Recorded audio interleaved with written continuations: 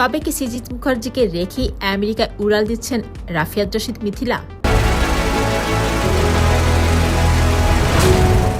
এবার যুক্তরাষ্ট্রের নাগরিক হতে যাচ্ছেন রাফিয়া রশিদ মিথিলা। আমরা অনেক সময় অনেক সত্যটা না জেনে নিজেদের মন গড়া কিছু কথা বলে ফেলি। এই যেমন তাহসান হয়তো রোজাকে বিয়ে করেছিলেন আমেরিকার নাগরিকত্ব পাওয়ার জন্য, অথচ অনেকে জানেনই না তাহসান রোজাকে বিয়ে করার আগেই এখানকার গ্রিন কার্ড হাতে পেয়েছে। তবে এই খবরের মধ্যে সুখবরটি হলো, ট্রাম্প প্রশাসনের কড়াকড়ি অবস্থানকালীন অবস্থায় রাফিয়াত রশিদ মিথিলা গ্রিন কার্ডের অ্যাপ্রুভ হয়েছে আমেরিকাতে। শুভকামনা জানাই মিথিলাকে।